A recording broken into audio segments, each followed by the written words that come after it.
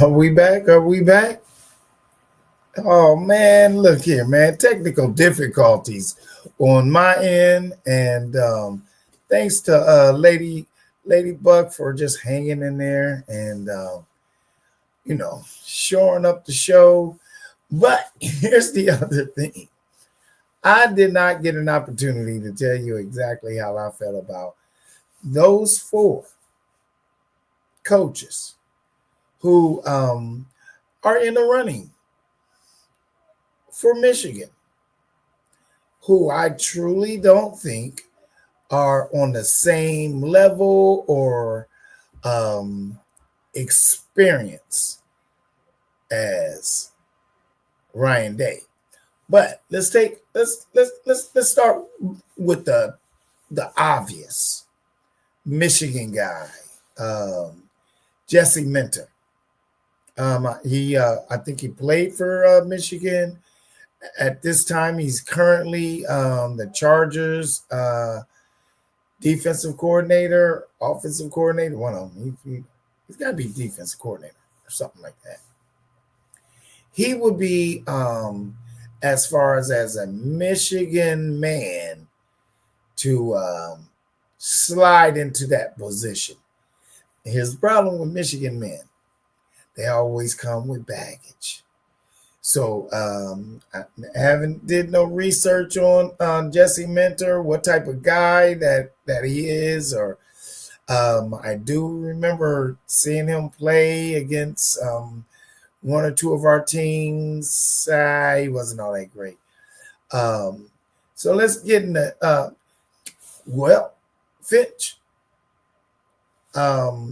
He just took over for Labor.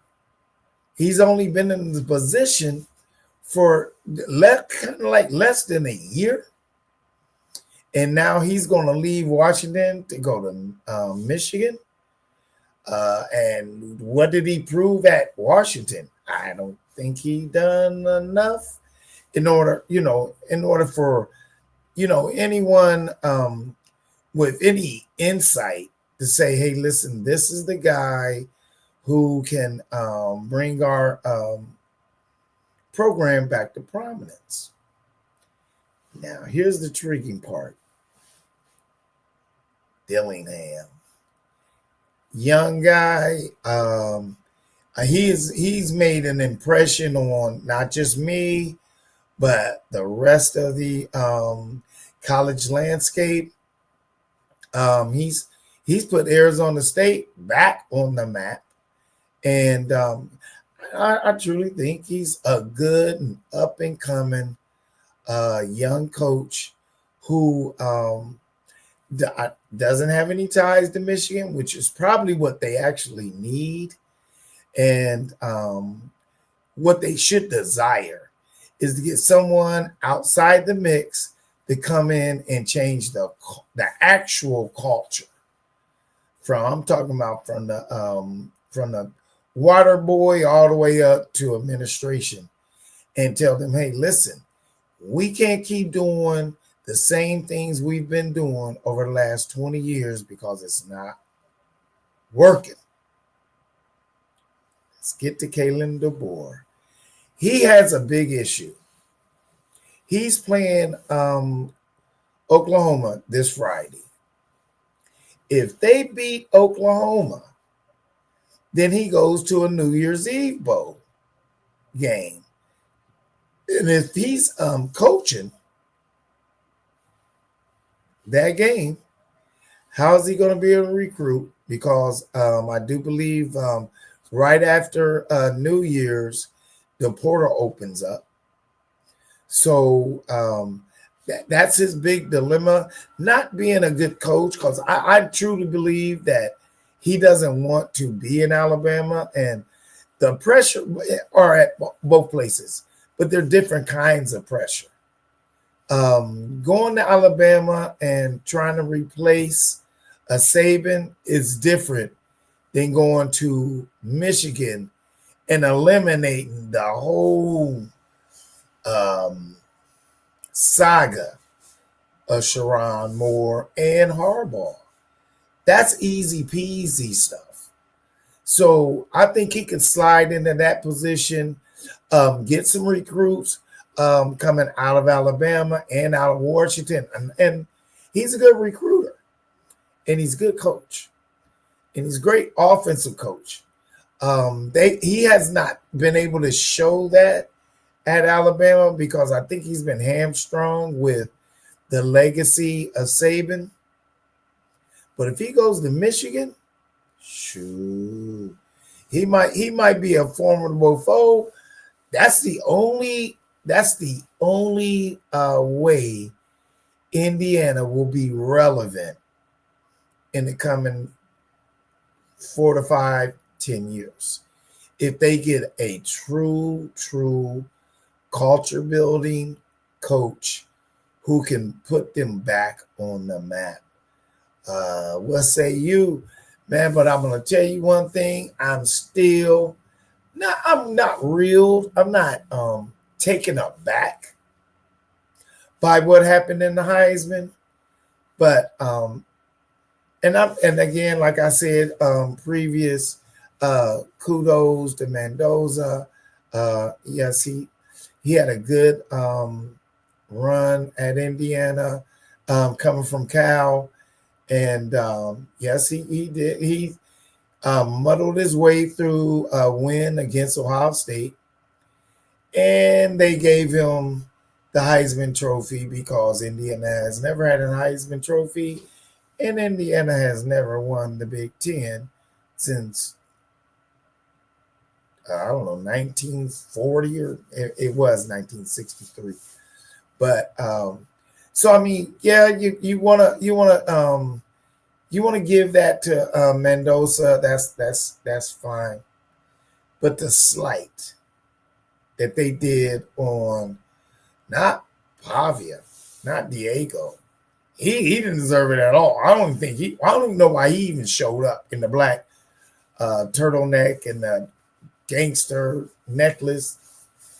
And that was all for show. But what they did was they slighted Jeremiah Love, who should have won the Heisman. That's my take. I think out of that whole group, other than Jacob Rodriguez, who we'll get to later on, was the best athlete and player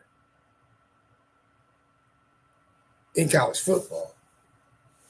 But then when you get to Julian Sand and how there was only 8 votes for him to win the Heisman is unconscionable as a freshman, as a starting freshman. Yes, he had 2 great receivers on the outside, but what he showed Buckeye Nation and the rest of the world that he's a leader and he knows how to command his team to win. And to be a freshman and to be humble as he is,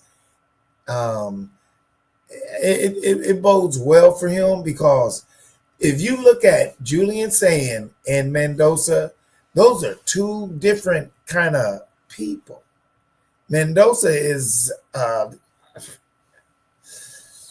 he's so over the top with his emotions, that how would he be able to truly lead grown men acting like a child, where you'll see a child who is Julian Sand growing into manhood, learning how to navigate great players, great coaches, and a great program, and still stay the course with his ability to maintain his composure as a freshman.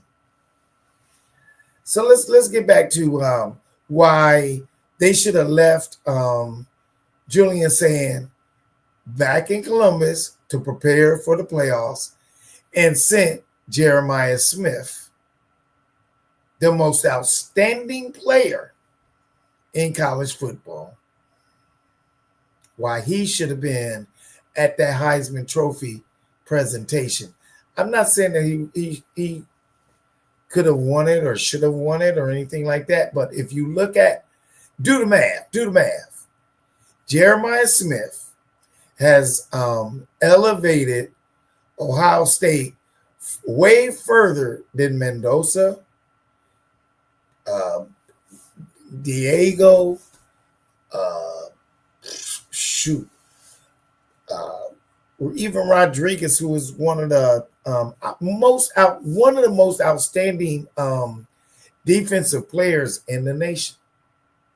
Jeremiah Smith should have been there at the Heisman, and I think if they'd have did it right, especially since they snubbed him for the Jim Thorpe, they would have got it right by giving him the Heisman because he is the best overall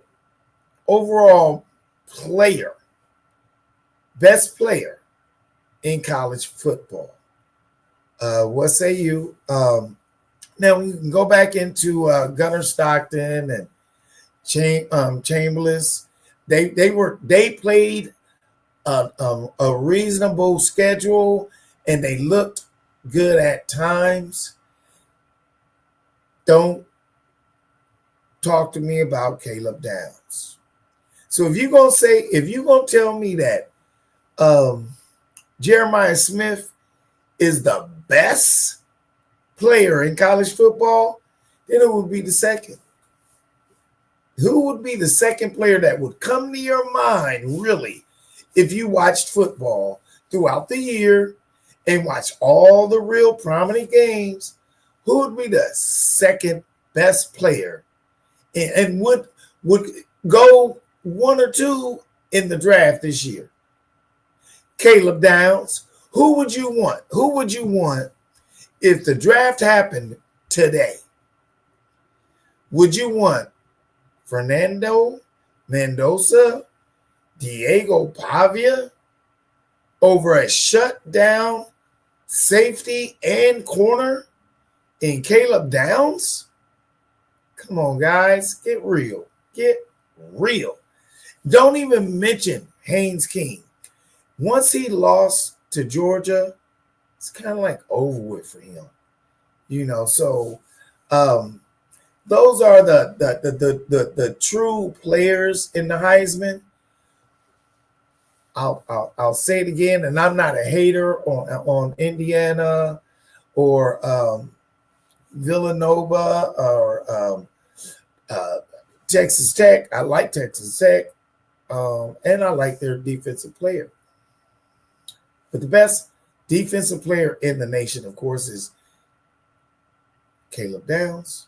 And the best offensive player in the nation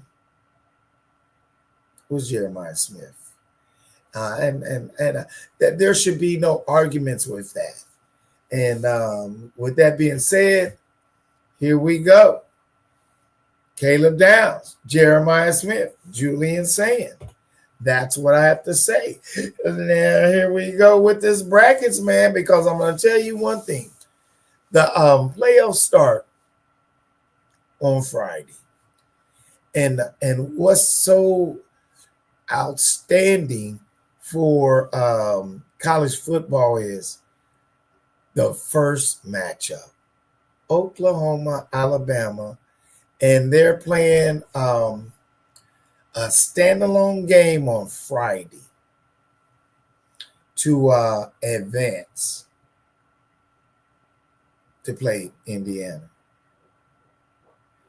I'm going to tell you one thing. I've been here. I'm down here in the ATL, and all I've been hearing all week long is Roll Tide, Roll Tide. Well, here's the problem with Roll Tide. First of all, they got beat by Oklahoma already. Ty Simpson is not playing the kind of football that Alabama needs to win an actual national championship. Actually, I think he has fallen off. And the other caveat is Williams is trying to go into the portal.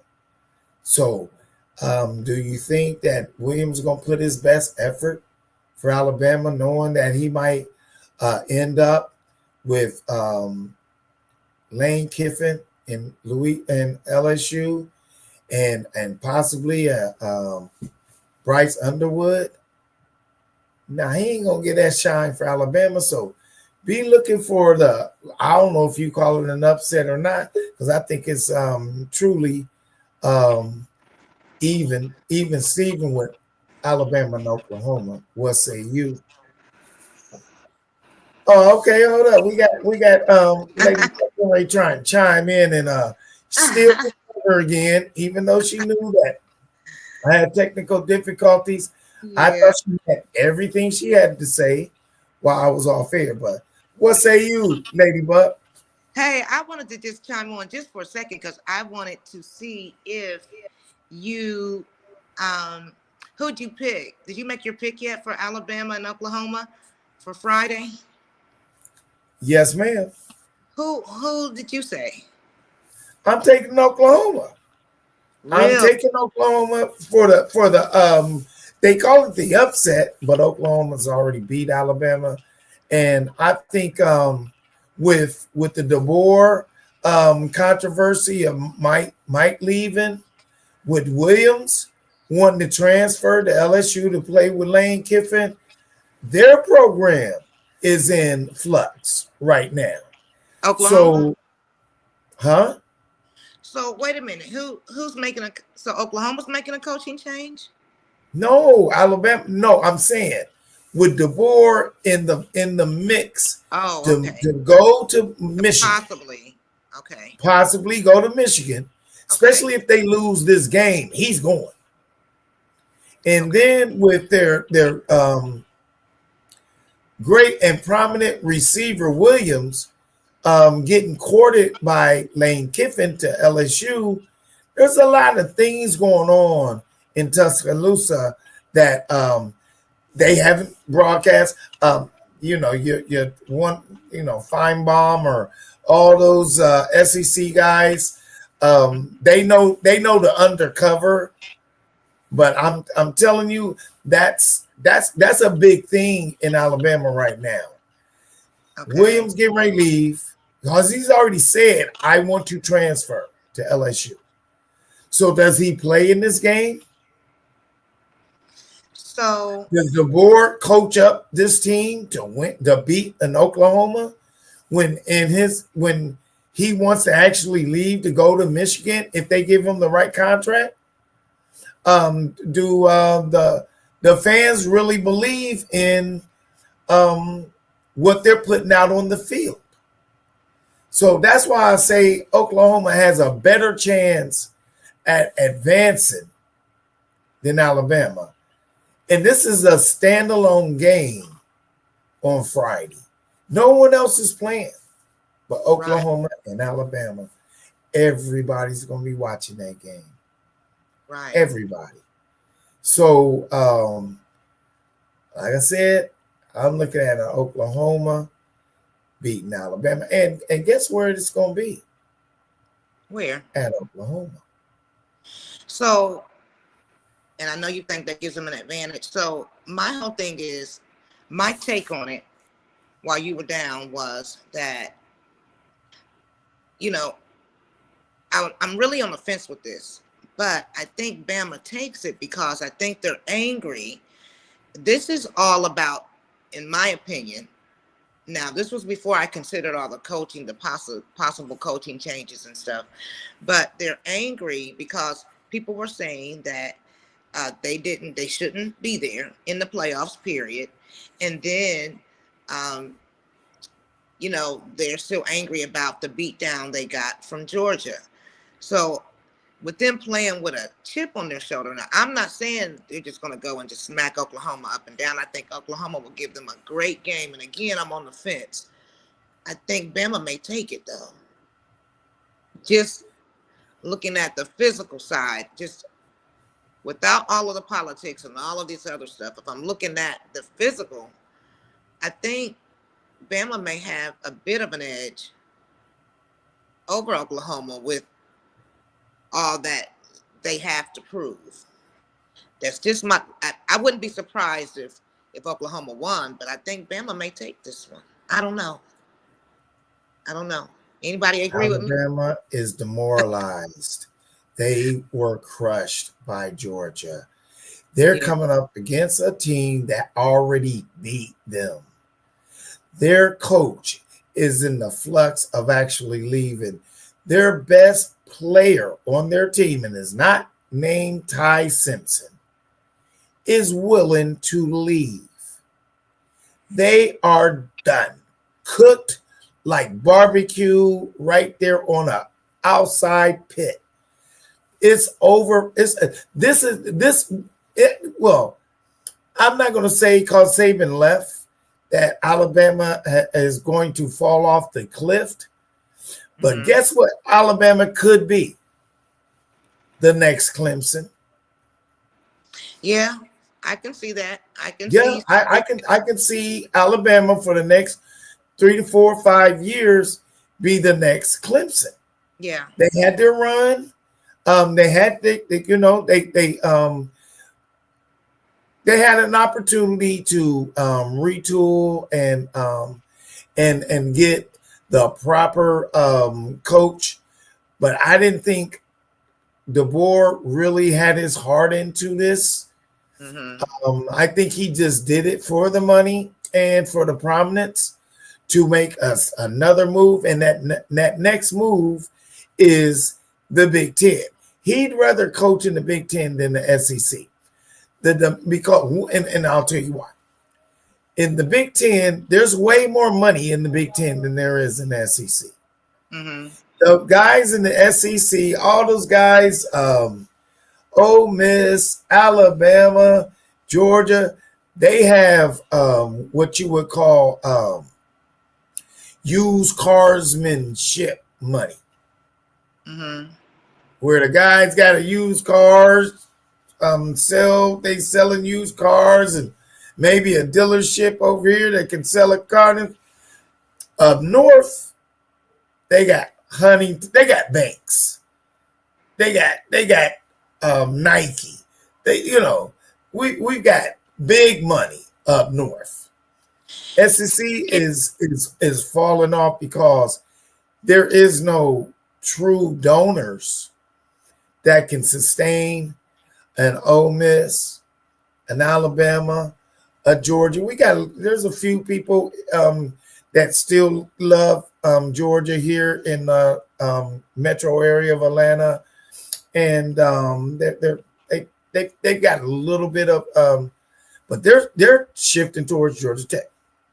But the point is, in Auburn, the reason why Auburn hasn't been great is because they got little corner store people trying to fund their NIL.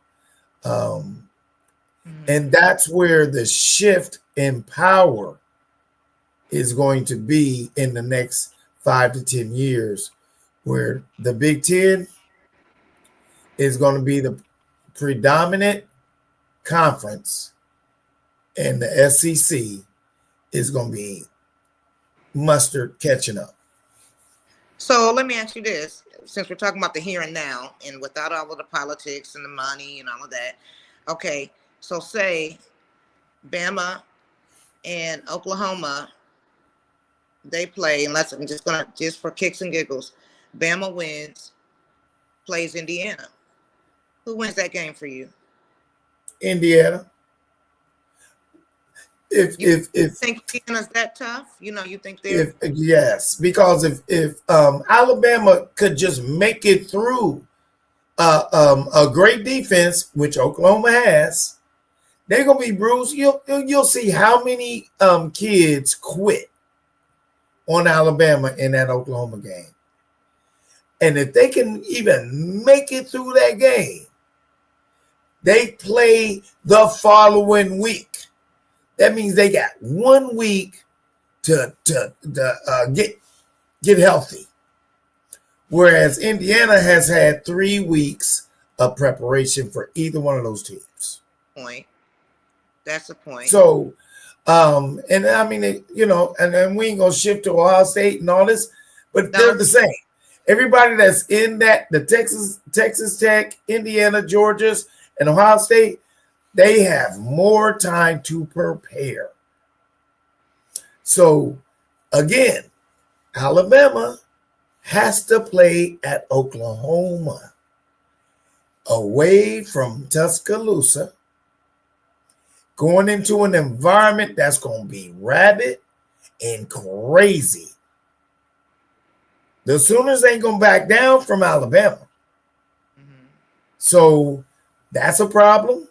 Again, I go back to, and I have to make this point. Their coach might be leaving, and their predominant best player on their team might transfer to LSU. Mm-hmm. It's not gonna. It's not. It just doesn't bode well for Alabama to win this game at all. And if they did, they're gonna run out of gas against Indiana. But I just don't see them even making it past Oklahoma. Now, I don't, and you know, and maybe there is some. I'm still angry about that Big Ten championship game, but I just don't think that. I'm not saying that Indiana's not a good football team. I just still think that they haven't really been tested yet because they played Ohio State at our worst game. We played the worst game. They didn't really play us, really, per se. Again, because we've had some we're having some coaching changes, and we saw that. We saw the disruption during that game. So I don't really think that. I think that I don't know. I don't know if they could make it past Bama or Oklahoma. I don't feel like. Wait a minute. Let's rewind this one. Are you going to tell me that Indiana done got the big head? They done lost all the. They played the number one football team in the nation. Yeah, at their worst game, and we saw at a standstill, because all it was a standstill. Yeah, there was. And mind you, we didn't play our best game. No, but if that first hit, think about that first hit.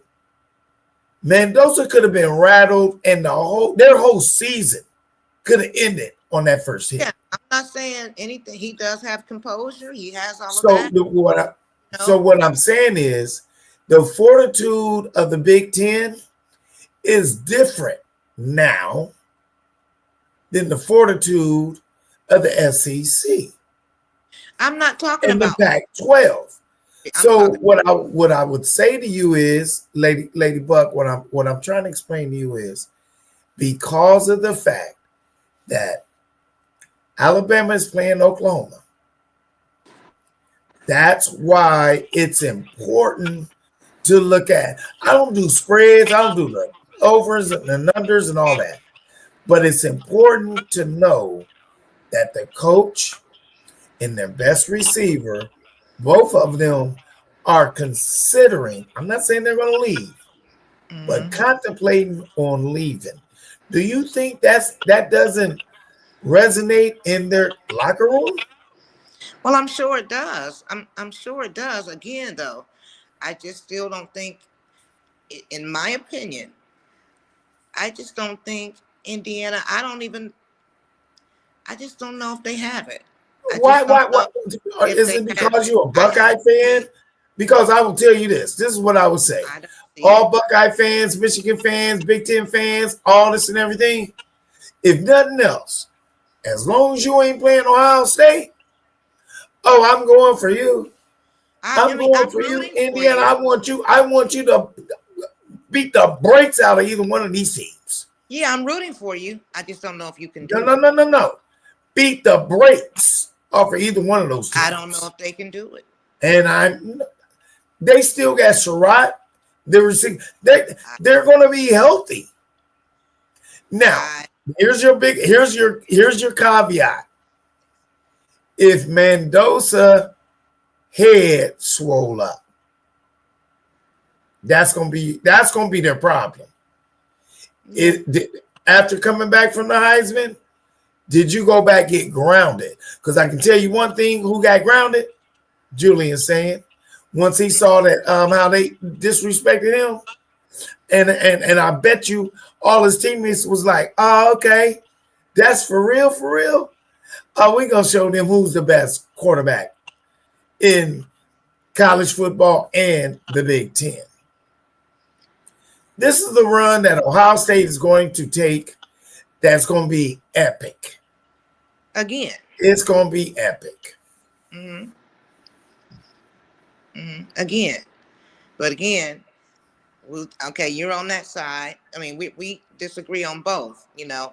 I plan on seeing Indiana and Ohio State in the national championship. Is that what you want to ask me? Yes. No, I wasn't even there yet.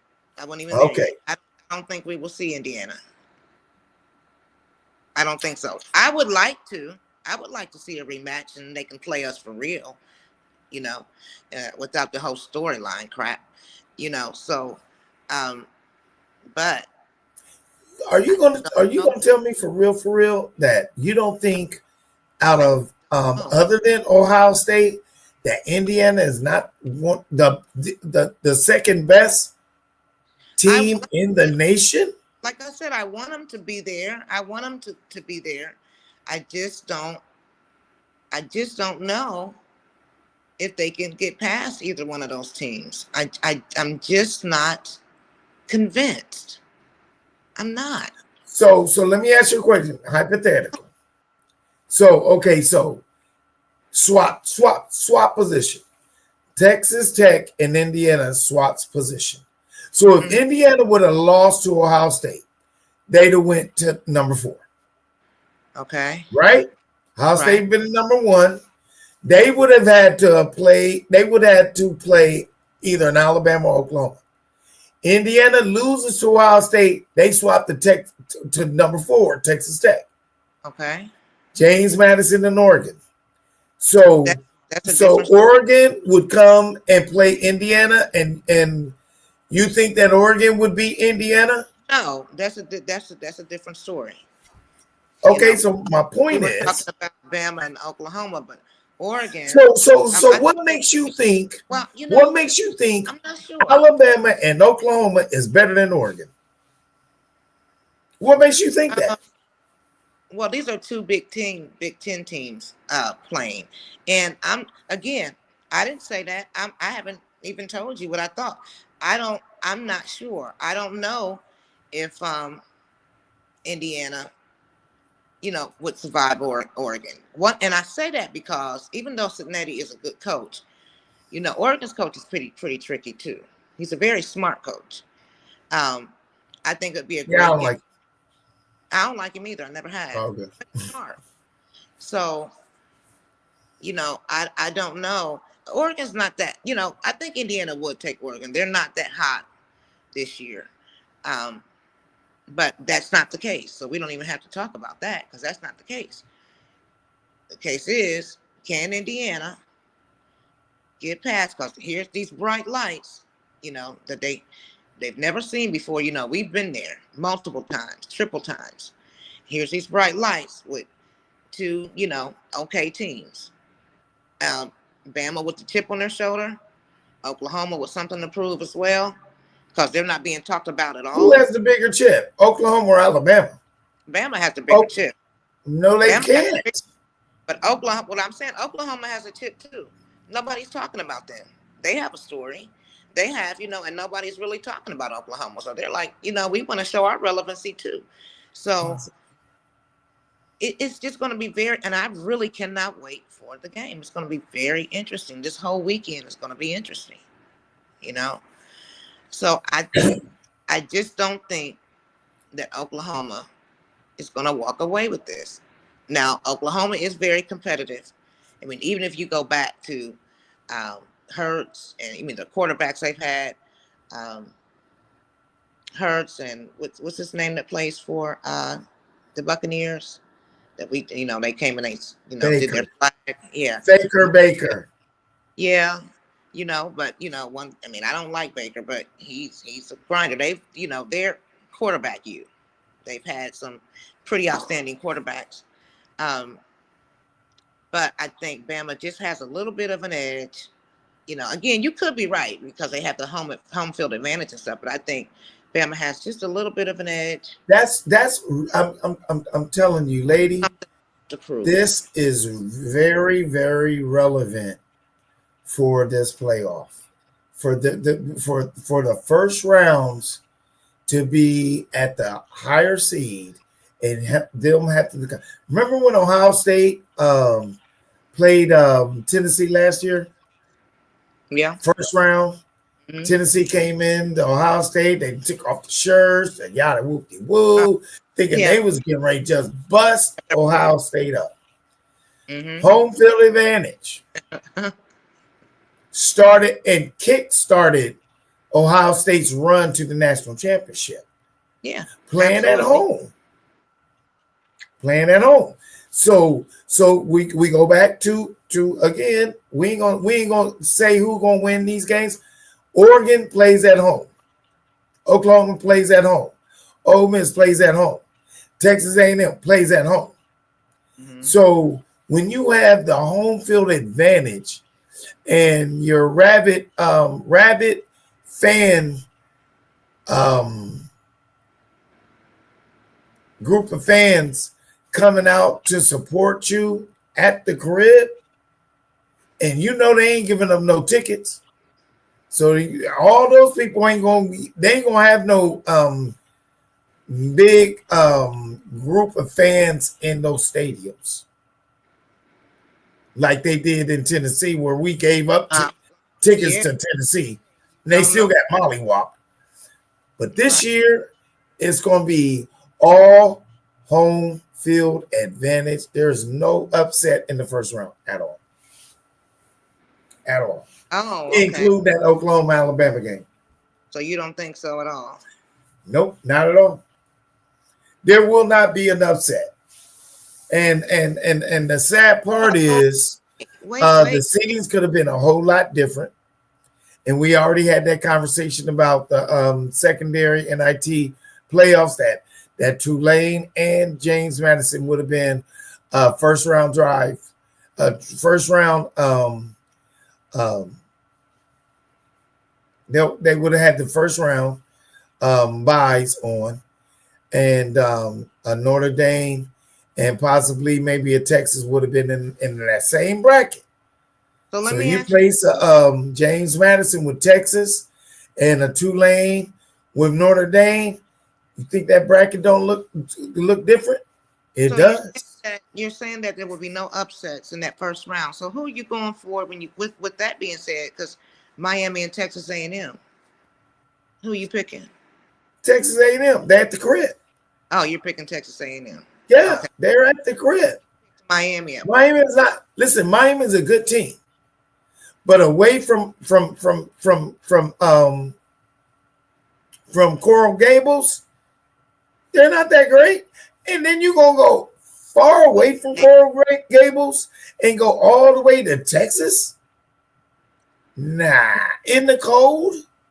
Nah, this not gonna happen.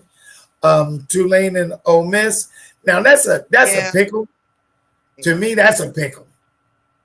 Because Ole Miss has beat Tulane, but there's a revenge factor for Tulane because they were in the game against Ole Miss when they got beat. But the other ones, Oregon, James Madison, stop it. We ain't doing that. I like in the Alabama-Oklahoma game. So, yeah. All right. Well, hey, Village, I'm out. I just came on to. All right. Well, listen, I'm gonna finalize this whole. I just wanted to jump back on, guys, because and you can go by. I just wanted to jump on. That's not what I wanted. And just ask you the fan, you the viewers, what out of these first round games, who would come out victorious out of the James Madisons, the Oregons, the Alabamas, the Oklahomas, Tulane, Oklahoma, Miami, and Texas A&M. Ole Miss. That's what I miss. Who you think is the better team out of that first round? What say you? Chime in.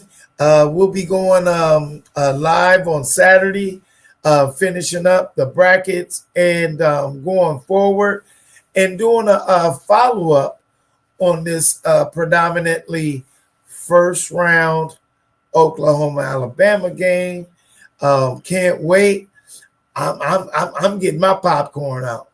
I don't know about you guys, but I'm gonna be eating popcorn watching that Oklahoma Alabama game. So, what say you?